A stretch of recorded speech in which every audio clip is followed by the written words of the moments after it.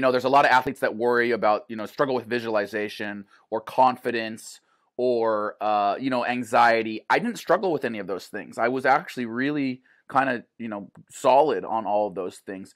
What I struggled with was the lifestyle of being a professional athlete. And I resented a lot of the things about what it took to be at that level, the lifestyle. And so 9 times out of 10, when we'd talk, he would just help me reframe things in my mind. So instead of looking at everything as a sacrifice, as everything as, I'm in this holding pattern that's preventing me from living the rest of my life, he reframed it in my mind as an opportunity, as something to be grateful for, even though it was challenging, to embrace the challenge and to dig into that. And so it allowed me to train harder. It allowed me to be happier. And I think that, a happier athlete it performs better typically.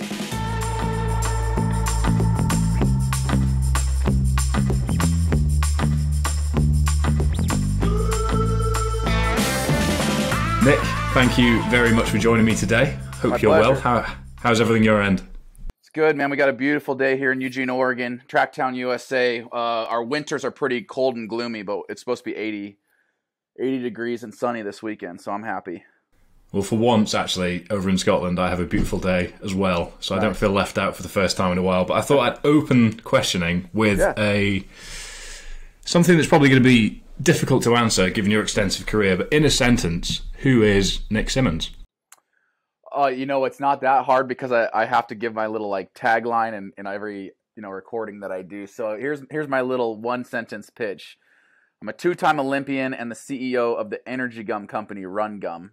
Period. But I also am a husband, an active outdoors enthusiast. I'm really into fitness. I'm just a guy that likes to set goals and then go tackle them, I guess, is how I would sum it up. That was very direct. Well done. I think if somebody asked me that point blank, I'd probably struggle a bit more, but you seem very refined. So as you've touched upon, you've had an extensive career in athletics and as a professional runner, and it's not actually that far gone. It was only 4 years ago that your time... I retired in 2017, yeah, so about 4 years removed. Yeah. So I think I'm interested to hear what the sort of, whether there's 1 or 2 or 3, the career high, the real moments that have stuck with you for the rest of your life. Wow, that's a great question. I mean, I think all of the big moments where you do something for the first time. So the first state title was huge. The first NCAA title was huge. The first time under 4 for the mile. And then making your first Olympic team. All of those big firsts just stand out so vividly in my mind. That's awesome. And I think the inverse of that, and it might be a little bit less direct, but what was the most memorable career low? Wow, that is a good question. I was injured in 2014, and I was an athlete that almost never got injured. I mean, I'm not blessed with a lot of genetic natural talent. My one great talent was that I was durable and I could train hard. So, if you're that kind of person that's durable and you have the work ethic, you can get pretty good just by the nature of doing it day after day after day. And it was 2014, I think I was 30 or 31 at the time, and I got an avulsion fracture in my knee that cost me an entire season. And that was a real low because at that point, 15 plus years of training, had never missed a season. Barely ever missed a week of training. So to be out for 6 months was really, really hard for me. Was that quite unique amongst your other athletes, your peers, for that to be your first major injury to put you out of the season? Yeah, I mean, I could name 100 athletes that were more talented than I was, but they were injury prone, right? And so they would train for 3 to 6 months, and then an injury would pop up, and they'd have to take 3 months off and then kind of start over from scratch. Whereas because I wasn't injury prone, I could train for 50 weeks hard, take 2 weeks off, and come back and train for another 50 weeks hard. And so instead of having to take those little step backs each time with an injury, I could just kind of plow on.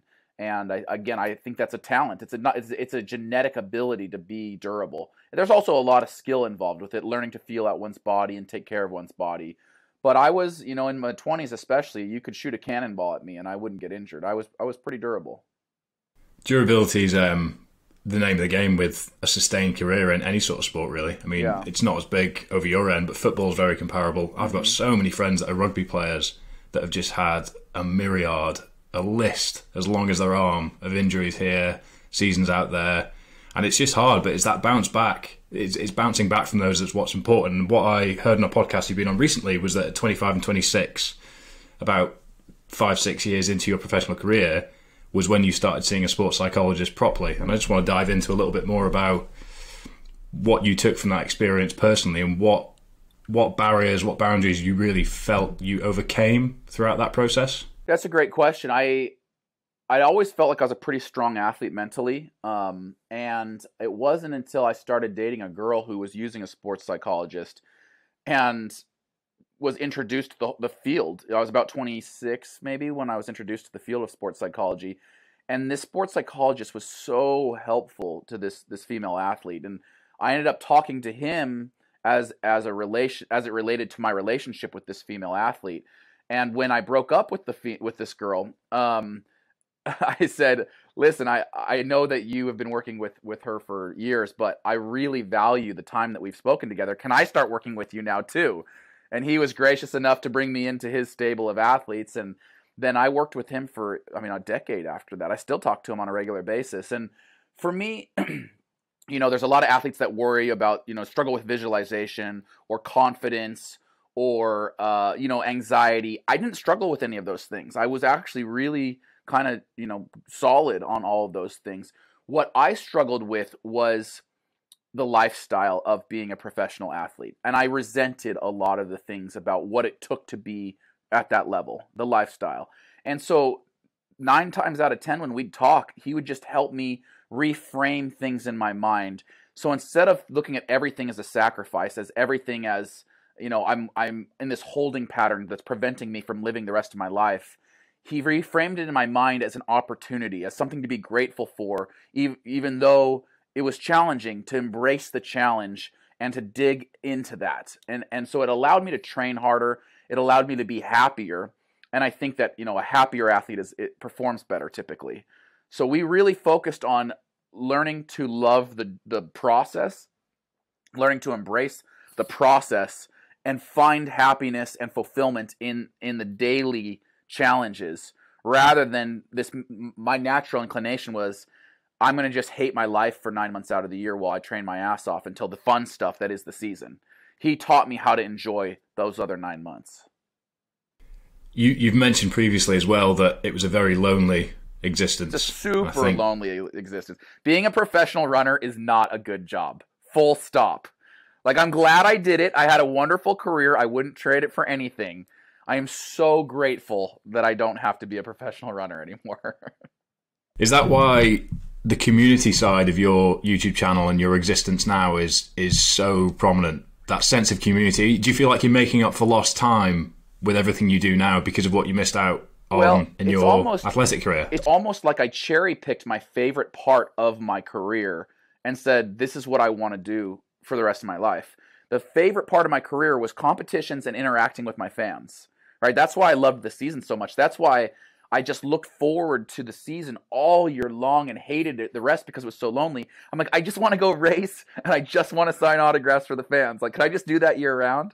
So now that's what I do year round. I put on my own events. Yeah, I put on my own events and I invite everybody to come out and race me, and then I stick around and sign autographs and give everyone high fives. So I cherry picked my favorite part, the community and the competition, and I made my YouTube channel that because I knew that would be sustainable for me, because some YouTubers, they look towards the content creation days and they kind of roll their eyes and like, oh, I got to do this. I got to play this character, for my fans. I just literally just do what I want to do because I want to do it. Even if I made $0 YouTubing, I would still do this because I enjoy it so much, It's icing on the cake that I get paid for it.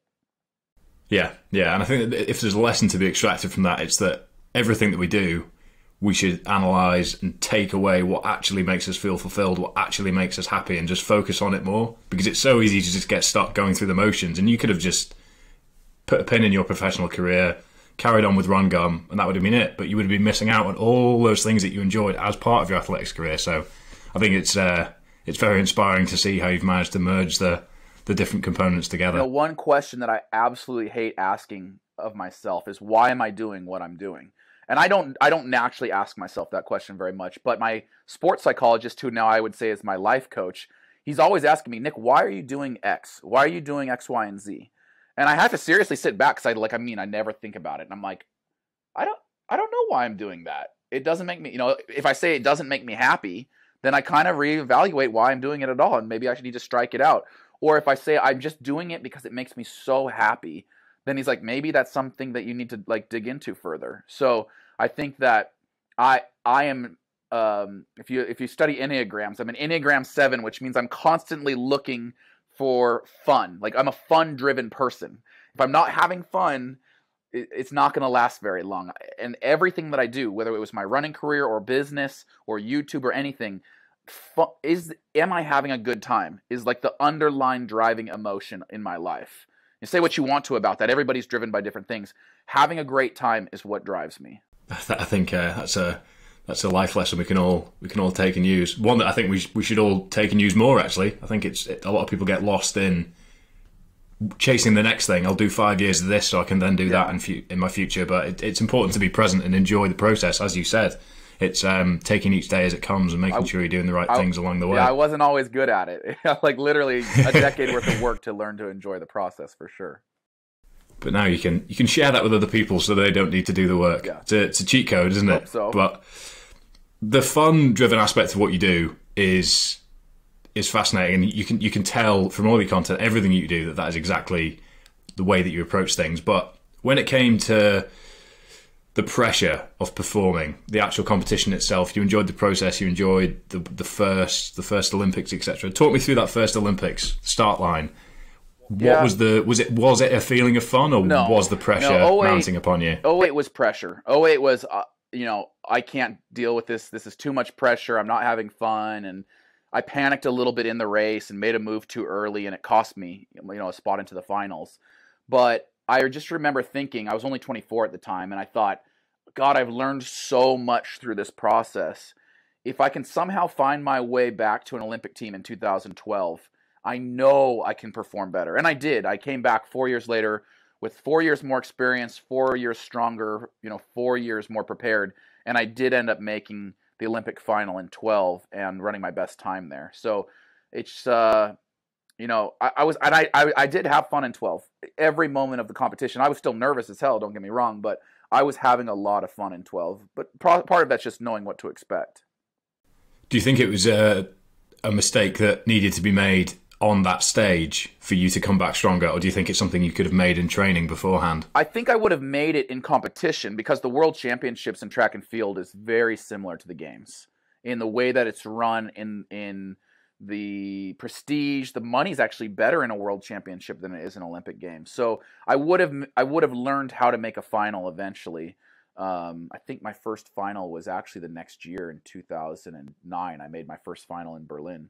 So like I did finally kind of figure it out, but no, the Games is different because that there's like 2 billion people watching, and you have to wrap your mind around that.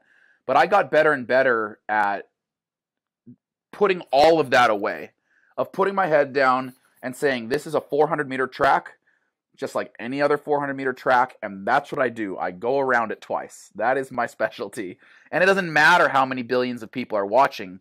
400-meter track's a 400-meter track. It's just another day at the office, right? I would tell myself that as I was walking out. I'm just going back to the office. Another day at the office. Happens to be an office with a camera and a few billion people watching, but I tried to really break it down and not make it more complicated than it was. It's a very simple sort of psychological technique that all athletes need to use in whatever their specialty is, isn't it? And in terms of the crowd, the pressure of those 2 billion, not to put an intimidating number on it, but the 2 billion people that were watching, if you compare it to 2008 to 2012, I assume in 2008 you were much more aware of the crowd, of that pressure, than you were in 2012. Is that fair to say? Let me think about that for a second. I think I was more, I was equally aware, but I was letting the nervousness and anxiety kind of spiral me downward in 08, whereas I was harnessing that nervous energy and letting it fuel me in 12. So when I talk to young athletes a lot, their number one complaint about running is I get so nervous before races. And and they hate it. Like it's enough that they want to quit the sport. And I say, no. That's the best feeling in the world. You want to feel nervous. You want to feel that anxious feeling because that's adrenaline pumping through your veins. Now, you can let that adrenaline wear you out the week before a race. You're constantly thinking about it. You're constantly nervous and fidgeting, and that's going to make you tired. Or you can train your mind to not focus on it and instead harness that adrenaline, that feeling of nervousness the day of. Right. And so in 2008, I was so nervous for a month leading up to the games that it probably cost me energy.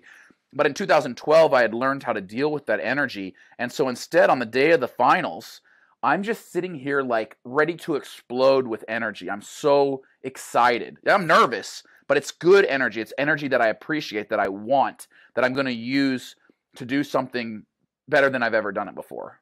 It's fascinating that you touch on that adrenaline spike and that almost come down effect that a lot of athletes experience in their own space. And the weight of gold's a good example on exactly what this entails. And I mean, I have not competed at Olympic Games. There's absolutely nothing that I will ever be able to compete in at an Olympic Games in terms of the sports roster. But the big charity projects I've done in the past, the almost post-event depression come down that comes from all that energy, all that time, all that focus for that run up to the event itself, for the event to be over, and then it's gone. That's it. You've drawn a line under it and you move on. How have you dealt with that throughout your career, given that it's a 4-year gap between the games? Obviously, you've got the championships in between, but those first couple of weeks after the games, what was your state of mind, your mental health like in terms of dealing with that? 2008 was a little more manageable because I was so young. I'm like, okay, I know I'm going to sign another 4-year deal with a shoe company, so I'm going to get my another chance. It was kind of like, yeah, I'm pissed off that it didn't go as well as I wanted, but I need to pick myself up and get ready for the next one. After 12, it was a little bit harder. You know, it was like 6 weeks of, okay, I'm in my prime right now. If I try to train for another 4 years, I will be the grandfather of Team USA. Like the chances of making a team at 32 in the 800 are very slim. You know, I was just thinking, that's it. I'm never going to be a gold medalist. So it was more like wrapping my mind around that fact that I wasn't going to win a medal as an Olympian, and just trying to figure out what I wanted to do with my life. You know, like, do I still want to do this professionally? Do I want to continue to try to have success at, you know, the world championship level and the US level? And is the money worth the sacrifice still? You know, for me, having coming off that high in in 2012, I had a feeling that I would be able to sign a pretty lucrative deal. So I will say point blank, I would have run for free until 2012 Olympic Games. I got paid, which is awesome, you know, but I was doing it because I wanted to see how good I could get. After 2012, 2013, a lot of the reason that I was running was because it was a job. It was a great job. You know, I got paid really well at that point, but it wasn't the same carefree, I would do this for free attitude. There's a difficult balance as an Olympic athlete, isn't there, to work around the fact that you don't get paid by the IOC, but equally you miss out on potential income by peaking and managing your training around the games itself rather than the championships. I missed out on revenue. I took a salary, not a salary cut, but I took out a cut on my income every Olympic season because the IOC doesn't pay anything. Like, one of the best paydays is, you know, at the World Championships, because the World Athletics, IAAF at the time, actually has prize money, and the IOC doesn't. So, like, all the sacrifice and peaking and tapering that you're doing for the games, you're not getting paid for any of that. You're doing it on the off chance that you're that one person that wins a big Olympic gold medal and you get paid that way. It's a real, like, gamble. And sponsorship endorsements from athletes aren't even allowed to be spoken about publicly at the games, are they? Don't get me started on that. Rule 40 and all that BS. Sounds like a rabbit hole that we'll save that's for a whole another time. Podcast right there. We'll save for another time. Yeah. But at your peak, what did your training and your lifestyle look like? So at my peak, I was training 7 days a week. I was running on average about 10 miles a day. So I would do doubles Monday, Tuesday, Wednesday, Thursday. My off days were Fridays, where I only had to run 6 miles. That was my rest day. And then Saturdays were hard intervals, and Sundays were long runs, you know, up to like 13 or 14 mile long runs. So yeah, I mean, it's a job, but it's a lifestyle. told people, this is not like a 9 to 5. This is a 24/7. You're really thinking about your career 24 hours a day, 7 days a week for 50 weeks straight. Then you get 2 weeks rest, but then you start all back up and do it all over again. So it's hard. It's relentless. It's not like you can just press the, oh, I'm not a runner today. Beep. You don't get to do that. You still have to be a runner. If you don't feel like running, sorry, shut up and go run. You know, it's really takes I'm not going to say a special personality or like characteristics to do that. Kind of like almost a messed up attitude that you're going to do that. Like I look back on myself. I look back on 23, 24-year-old pro Nick Symmonds, and I'm like, what was wrong with that kid? Like, I was possessed. I'm like, seriously, that kid was possessed to do that. Like, I don't even know. I could never do it today. I don't know how I got through it, you know, for 12 years as a pro.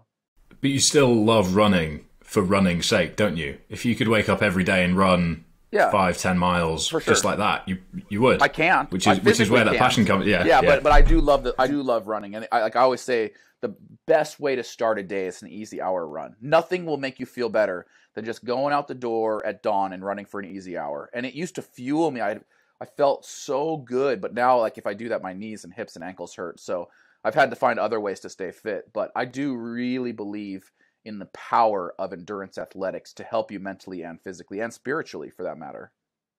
Spirituality is a huge side of it for me. I mean, I have a degree in theology. I'm not a religious person, but where I find the closest thing I have to a sense of spirituality is in the mountains in Scotland. And I know you've publicly said that the 7 summits are something that you want to conquer in your lifetime. And I wonder, is there any sense of just that real raw nature that's drawing you in? Is there any sense of spirituality for you within that? Yeah, completely. I was raised in the Catholic Church, and I kind of always looked around in Mass, and I was like, this ain't doing it for me. Like, if being in a church connects you with a higher power, hell yeah, that's awesome. It just doesn't do it for me. When I'm out in nature, whether it's climbing a mountain or fishing or in a run, you know, that's for me when I feel connected to a higher power. So that really would be what I consider my church, is being out in nature. I just look around myself and I'm like, there is something bigger than us that we can't see right now, but I can feel it, you know? And so that for me, you know, is the reason why I think I was able to get through the challenges of the training. You know, like if I could get through the hard track intervals, then I'd get that Sunday long run where I wouldn't run with teammates typically. I would literally go out to the most beautiful place I could find, and for 90 minutes to 2 hours, just go out and run through nature. And that really recharged me, you know, and reminded me why I loved doing what I did so much. And something that I know you're big on as well, but I'm huge on, ditch the headphones. I'd never run with headphones. Yeah. Ever. Never. I don't understand the point. Like, if I'm lifting weights, there's music playing. Like, you gotta have some music when you're banging out weights. But if I'm out for a long bike ride or a long run, the last thing I want is a distraction. I really just want to be in my head, especially during endurance athletics, because you reach a different level of consciousness almost. You're thinking so much more clearly, and the science backs this up. The way your neurotransmitters fire when you're doing something, you know, endurance athletic related, you think so much more clearly. And I don't want to be distracted when I'm in that mode, you know. I completely agree. I zone in more on my low intensity sort of 140 heart rate stuff. Anything in zone 2 is where I'm most at peace. The white noise of the world is quiet, and I can just zone in on my thoughts. And that's why I love training in so many different disciplines, because it allows me to enter that state more often than I would if I was just in a single discipline. So I share a lot of your passion for that spiritual draw to the outdoors, and it's helps that you live in such a beautiful place. Well, it helps. Yeah, there's weather to contend with here, and it's miserable most of the year. But when it's good, like today, it's good. I've had a good few days swimming up in the hills, which has been nice. But it's a powerful thing. It's a powerful thing, and I mean, you're not lacking in choice out where you are for beautiful scenery and things to engage with. Pretty nice that way. Yeah, no, I've never been, but I will at some point. I am sure. And if you've got a training session on paper, it's an opportunity to use that time to think, to develop, to be alone and with your own thoughts. And there's no point in sending it on a treadmill for 90 minutes if you can do it out in a new part of the area that you live in, because it's a great opportunity to zone out and engage with yourself, which is not something that we get the chance to do as often anymore in the world that we live in. I agree. I don't believe in treadmill running for a lot of reasons, but the only time I would ever run on a treadmill is if it was icy or if there was a thunderstorm out. Like if I felt that there was actual danger outside, then I would run on the treadmill. But it could be, 35 and sleeting, and I'm like, all right, I need a jacket apparently, or I need some gloves today. I would run through anything. And that's part of the fun of it too, I think. Get out in nature. Nature's not 72 degrees and sunny all the time. You get out there, and some of the best runs of my life were freezing my butt off in the dead of winter. But I just look back at them like, that was such a great run. So it means you can't stop as well. Yeah, exactly. If you stop, you'll get too cold. Well, from a performance standpoint, our races aren't run indoors typically. I mean, there's an indoor season, but the outdoor season, you're going to get thrown a dozen different types of weather. You better have practice through the weather, rather than do every single one of your miles on a treadmill and then all of a sudden it rains and you don't know what to do during race day. We've spoken a lot about your running exploits, but recently, and very recently, you've managed your first 315 squat. Yeah. And I know that you are congratulations. It was clean as well. Very nice. And I know that you're pushing for the 500-pound deadlift and the remaining time within a 5-minute window for a mile. So whatever the succinct way of saying that is. I'm calling it the 5-5 how's the training challenge. going? Yeah, so I want to deadlift 500 pounds straight into a sub 5-minute mile. Yeah. But it's within the same 5 minutes, so basically the time will start once I grab the bar, and then I've got 5 minutes to do both. But a deadlift should take what? 5 seconds maybe? So I would need to run like a 4:55 if it's a grinder. Yeah. If it's a grinder. Exactly. Fingers crossed it's a speedy 1 second rep. Hope so. No, my brother managed the deadlift, and he did a 501 pound deadlift at about 6 p.m. and then ran a 4:53 mile at about 8:30 p.m. last summer at 19 years old. He could put them together just fine, like marry them together. I know, but we didn't know that people were shooting for that at the time. So I don't think it was a thing. Michael Moralia, I think, is the guy that started this, and he's inspired me to do it. I don't know that I can get up to a 500-pound deadlift. That's the challenge for me. And then once I've done that, am I still light and lean enough to still run a sub 5-minute mile? I don't know. We'll find out. That's the fun, isn't it? That's the fun. Yeah. And that's why you're doing it. Well, and it's just a new challenge. Like running a sub 5-minute mile would not get me excited. Like I've done that a few times before. Running anything, any distance doesn't get me super excited because I did it for so long. But now in the gym, I'm trying new things. Like you saw that back squat, that 315 back squat. What you didn't see was about 6 months where I physically couldn't get my hips below my knees because I'm so immobile, right, from 20 years of running. So I mean, 50% of the time that I'm in the gym is just working on mobility so that I can actually do some of these lifts. So once I got the mobility and could actually do a squat, then I started raising that weight up pretty quick. I'm doing the same thing with my snatch right now. And the deadlift has come really quick, more from a technical standpoint than anything. But, right now, 330 was my best deadlift 3 months ago. And in just 3 months, I got up to 400 pounds. So I'm hoping that with a lot of focus this summer, I can get up to 500 by the end of the year. I think so. And a sub 5-minute mile you could probably do in your sleep. Hope so. Or in cowboy boots or in Crocs, anything you want. I do share in your lack of excitement for running a sub 5-minute mile again. I've done it once in my life, 4:58 after a 500-pound back squat. Wow. And that's my next one. After I do the deadlift, I'll do a 500-pound squat into a sub 5. It's my squat's the same as my deadlift, wow, so it just worked out well. But I was rolling around, just being sick for about half an hour because I've never redlined as hard as I did for that 4:58. I tripped over the line. Mile will get you in trouble. It's a tough one. Yeah, my pacer took me out on a 1:04 first lap as well. Oh my gosh, that's painful. So holding on, I saw things that I'll never be able to unsee in my psyche, but. No, it's a very different style of training, isn't it? The big double days, the mileage, all that volume, and now you've transitioned into the real focused work to get that mobility where it needs to be to develop the strength, which is awesome that you've got there. And now, how does the mentality with which you approach a weight session compare to the way that you approached a running session? Is it the exact same? Are there differences? Or Yeah, I think they're different just based on where I'm at in my life. When I was running, if I had a bad workout, it was devastating. It was like, oh my gosh, what am I doing? I'd think about it. If I had a good workout, it felt like getting paid. Like, oh my gosh, I'm so fit. I'm going to convert this into kicking ass on the track. It was so competition oriented. Now, I don't compete against anybody. It's just me and myself. So I love fitness and I love pushing myself in the gym, but there's no pressure. I mean, there's literally, it's just for fun. Like, I was just joking around with the guys in the gym. I'm like, oh, I did a 315 back squat, but we didn't film it, so it doesn't count. And we joked around and we stacked some plates on it and filmed it. So it's kind of like, the truth. Yeah, it's kind of right. It's kind of just, it's all for fun. Again, going back to, I'm a fun-driven person. I don't know that CrossFit is the best thing in the world for me, at 37, but I have so much fun in there, playing around with the jump rope and learning how to do these different lifts, and the sense of community is great. And so maybe the thing I look forward to most every day is this CrossFit class that I do Monday through Friday from 6:30 to 7:30. It's just such a great way to start the day. And I always tell people, I'm like, listen, if CrossFit's not for you, that's fine.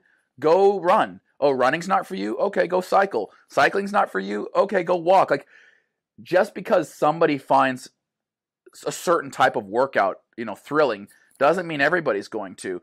And so what I encourage, I call it fun with fitness, or I call it, 30 minutes of glue. Get out there. Fitness is the glue that's going to hold your life together, but do something active for 30 minutes a day. And again, what works for me might not work for you. If you told me to go do a Pilates class every day, I'd be like, fitness isn't for me, right? but you ask me to go to a CrossFit class for an hour every morning, I'm like, hell yeah. So just find what works for you, and then, really embrace it and try to make sure that you're getting that 30 minutes a day. I couldn't agree more. My background was in powerlifting for post-rugby. I was powerlifting exclusively for 4 years, to the point where I stopped enjoying it, but I was still very disciplined in my training, but I didn't get the same thrill that I used to. And I like playing golf, but I wouldn't play golf on a Saturday because I didn't want to build up the steps in my legs because I knew I had heavy squats on the Monday. Oh, that's crazy. For a sport that I don't enjoy that much. I was letting dictate my life, and even on the way that I train now. Yeah, exactly. I couldn't enjoy moving for the sake of moving because I assigned it to my identity, and that's where I went wrong in years gone by. And now I just love training across such a wide range of disciplines. I mean, this week alone, I've been squatting heavy, I've been deadlifting heavy, I've been in the sea, I've been in the hills, I've been on my tri bike. I've just been enjoying it for the sake of enjoying it, and then piecing goals in amongst that is where I have my fun. But for other people, there's this weird desire to always try and prep and overthink before you just chuck yourself into something and see what happens. Yeah. I mean, that's the best way to learn. I think if you're young, when you were younger and you had powerlifting, and when I was younger, I had running. I mean, it's fun when you're young to really get amped up about something and see how good you can be. And I'm glad I did it, as I'm sure you're glad you did it. But that lifestyle, it's so hard. I remember when I retired, I was talking to my sports psychologist, and I was kind of going through a slump. And I said, Jeff, I just miss being really good at something. I miss being world class at something. And he goes, do you remember the sacrifices that you had to make to be that good? Do you remember pouring yourself a beer and asking yourself, how much damage is this one beer going to do to me? Or like you said, going out and playing golf and feeling guilty about playing golf because you have heavy squats. Like, the amount of sacrifice that it takes to be world class at something, I encourage people to push their limits when they're young and find that. But you come out the back end of that with a greater appreciation for what life is supposed to be about. Life is not supposed to be about that. You can have that be a chapter of your life, but I don't think life is meant to be all sacrifice, in that regard. That's why I asked you the question at the start around in a sentence, because it's so easy to attach your identity to things that are actually just one part of what makes you tick. And I've done that. I know plenty of people have done that. As an athlete, it's very easy to do, but the right thing to do is to explore lots of avenues, commit to those avenues. If one of them turns out to be the right one for you, go all in. If it's not, do the things that make you happy. Do the things that you enjoy, and then play around with it.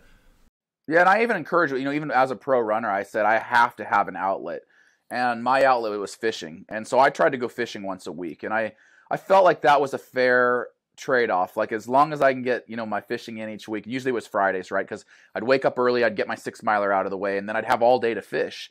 And maybe it would make me a little bit tired for Saturday's workout, but the mental refresh of feeling like I had that to look forward to each week, it was worth being just a little bit tired on Saturdays. So, I don't know. It's a state change, isn't it? It is. It's the same as those long, steady runs. Exactly. It puts you in a different state of mind to the one you were in before. And I know you said there you were conscious of having that one beer at peak athleticism, but what's your beer mile? Is it 5:10 or 5:19? 5:19 is my best ever, yeah. That's disgusting. I can't think of anything worse. That was the week after the Olympic Games, though, so like kind of unfair. So you were peaked. I was actually really ready to go. Yeah, I am. I'm gonna go head to head with my brother at some point, but I think that the big challenge is going to be not throwing up. Oh yeah, so it's a miserable event. Like I swore off of them after I did a couple of them. They hurt. I've watched the World Championships, and it does look very entertaining. I'm considering doing another one. Coming out of retirement for the beer mile just for YouTube, because I think it makes such a good video. I'd be watching, liking, and probably making a second channel just to subscribe because you'd earned it. But I think reflecting on everything that you've said, if you could do it all over again, would you do anything differently? From a physical standpoint, no. I think I did everything as good as could be. Like, I think I got the most out of my legs. I literally don't think there's anything I could have done to run faster. So I'm really proud of that. From a mental standpoint, I think I learned a lot of great lessons about, persistence and dedication and hard work that I can take with me through the rest of my life. The one thing I regret, and everybody always laughs when I say this, the number one regret I have for my pro career is that I didn't start a YouTube channel earlier. Because I was doing such a cool thing in a really neat niche, and there were so many people out there that could have benefited from me sharing that experience via YouTube. I wish I'd been vlogging through my entire career. Hindsight's 20/20, but it would have set me up better as an entrepreneur and as a content creator today if I'd started earlier. And it's just such incredible behind the scenes content that I could have shown that no one's willing to do today. And I was the guy that I'm happy to share every aspect of my training, every aspect of my life. So I would have been super excited had I known that this YouTubing thing was going to be so important to me later down the road. If I'd done that earlier, I think it would have been really good for me and for the audience. Timing wise, it would have just been as YouTube was taking off as a major platform. I mean, my peak, as well. My physical peak was 12 and 13, which right now, when you talk about the Casey Neistats of the world, the Gary V's, they started vlogging kind of back around then. So it would have been really, really great timing of me to have started back then. But it also, I wonder if it would have taken a lot out of me. There were weeks where that's the flip side, isn't it? I mean, would I have sacrificed performance to be able to create those vlogs? Probably. And there's only so many hours in the day, and there's only so much energy in our bodies. And as an athlete, especially an endurance athlete, one of the golden rules of training is conserve energy when you're not training. Resting is training. And so, I have to think back to that time in my life, and there just wasn't that much energy to go around. Well, you're not doing too badly on the YouTube front, so I think you can probably put that regret to bed. I probably need to just get over it and just and that's another thing I always think about. You can't change the past, right? I can't go back to 2012 and start vlogging. I have to think today is 2021. What can I do today to set myself up in the future as best possible? And that's working on my business and continuing my success on YouTube and investing, and just I always thought about this as a pro runner. I want to give my future self the gift of security, right? So as a runner, I always said I don't want to run today, but if I imagine future Nick standing on the starting line of a big race, I really, really want to give future Nick the gift of being prepared. And so now at the age of 37, I'm like, I really don't feel like shooting this video today or doing X, Y, and Z for my business, but I know it's going to set future Nick up so much better if I take care of this work today. So I'm always kind of thinking, how do I make sure that future Nick and my future family are set up as best as possible? And that's what inspires me and lights a fire under my butt. Yeah, no, I totally get that, because you're in control of your own destiny almost, aren't you? The work you're doing is for the future. It's for those close to you and for yourself, which is inspiring in itself. Well, and I think having that long outlook is more powerful than thinking about, well, how is this going to help me tomorrow? Probably not. Probably not going to help you at all tomorrow. But one day helps 2 days, 2 turns into 4, and all of a sudden a month or 2 worth of work dramatically affects, your future lifestyle or your future life. I really believe it's like compounding interest, right? You just build and build. One YouTube video isn't going to make or break you, but the attitude of skipping a video each week could derail your channel, completely.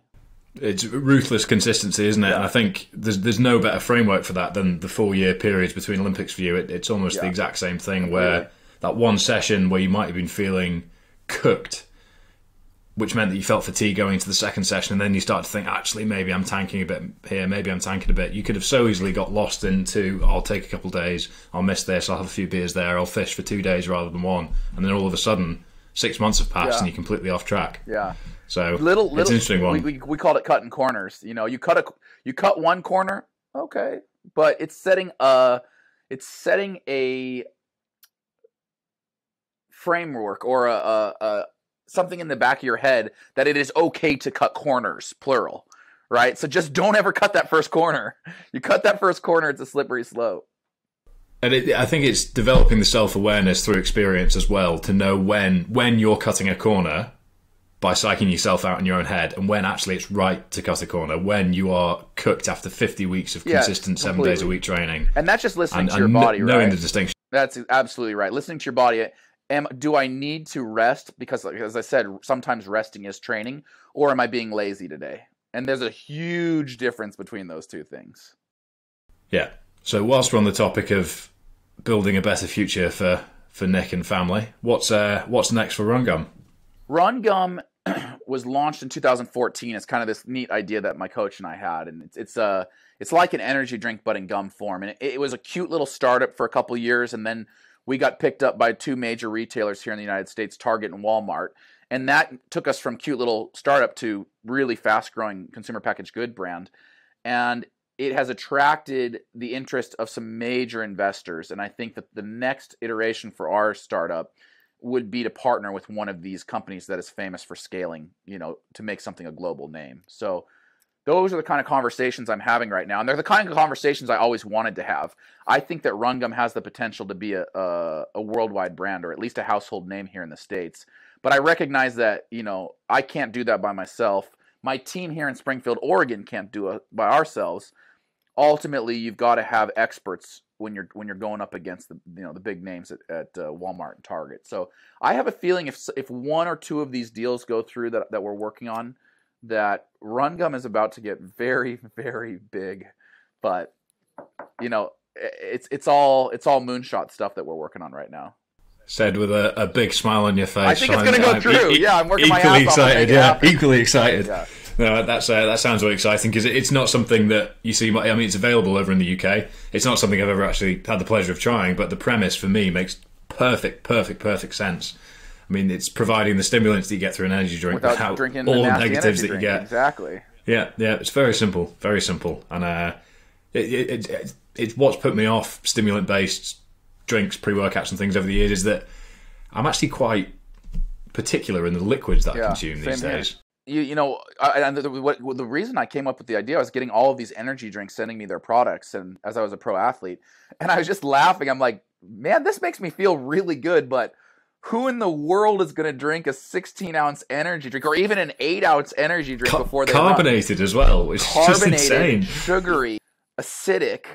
I mean, I'm like, literally, there's not a single runner in the world that wants to drink one of those before they run. I'm like, I can make a better product. So I made something for me, and my teammates and my competitors all wanted it. And fortunately, my coach has a degree in background in business development. So he was like, we've got to take this to market. And I'm so glad that we did it when we did it in 2014, because, I was ranked number 2 in the world, and the amount of earned media we got just kind of allowed us to get it off the ground. Getting a product to market is really hard, and then getting that product off the ground is really hard.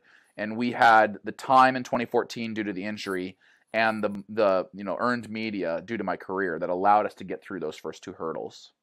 And scaling is very difficult for a business of that nature, because when you get a big purchase order, great, cash flow popping is champagne, so hard. but and that's where these impossible. big investors who have done it before are going to be so critical. Like I think I've done a good job getting us to where we are today, but it's just such a lumpy business, as you mentioned. Like Walmart might place $500,000 order, which sounds great until you realize that you've got to make $500,000 worth of gum, and that costs a lot of money. And Walmart doesn't prepay. In fact, they pay net 90, meaning they don't pay their bill until 90 days after they've received the product. So you have what's called kind of a cash flow lag there.